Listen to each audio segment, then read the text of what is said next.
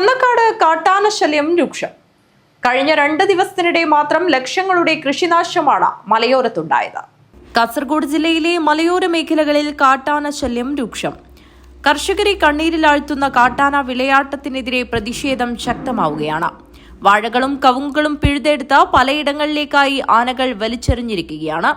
500ഓളം വാഴകളും 100ലേറെ കവുങ്ങുമാണ് കഴിഞ്ഞ 2 ദിവസത്തിനിടയിൽ മാത്രം കാട്ടാനകൾ കൂട്ടമായി എത്തി നശിപ്പിച്ചത്. കാലവർഷ ആരംഭം മുതൽ ആനകൾ കർണാടക വനത്തിൽ നിന്ന് കൃഷിയിടത്തിലെത്തുന്നത് പതിവായിരിക്കുകയാണ്.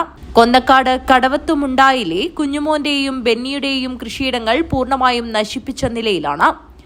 മലയോര പ്രദേശങ്ങളായ മൈക്കയം, കൊന്നക്കാട്, പുഞ്ച തുടങ്ങിയ സ്ഥലങ്ങളിലെല്ലാം നിരന്തരമായി കാട്ടാനശല്യം നേരിടുന്നതായി കർഷകരും ജനപ്രതിനിധികളും പറഞ്ഞു. കാട്ടാനകൾ നശിപ്പിച്ച കൃഷിയിടങ്ങൾ ബളാൽ ഗ്രാമപഞ്ചായത്ത് പ്രസിഡന്റ് രാജു കട്ടക്കയത്തിന്റെ നേതൃത്വത്തിൽ സന്ദർശിച്ചു. മഴ തുടങ്ങിയ സമയം മുതൽ ആനകള് നാട്ടിലിറങ്ങി കൃഷി നശിപ്പിച്ചുകൊണ്ടിരിക്കുകയാണ്. തെങ്ങ്, കമുക്, വാഴ, മറ്റ് ഫലവൃക്ഷ മരങ്ങളൊക്കെ നശിപ്പിച്ചിരിക്കുകയാണ്. ഈ കാര്യത്തിലൊക്കെ ഒരു ശാശ്വത പരിഹാരം ഉണ്ടാക്കുവാൻ വേണ്ടി വനം വകുപ്പിൻ്റെ ഭാഗത്തുനിന്ന് നടപടികളൊന്നും തന്നെ കാണുന്നില്ല. ഫെൻസിങ് ചെയ്യും, കിഴങ്ങ് കുഴിക്കും ഒക്കെ വാഗ്ദാനങ്ങളുണ്ടെങ്കിലും നടപടിയിലേക്ക് ഈ കാര്യങ്ങളൊന്നും വരുന്നില്ല.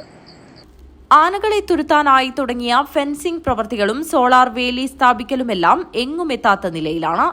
News bureau, Konnakkad.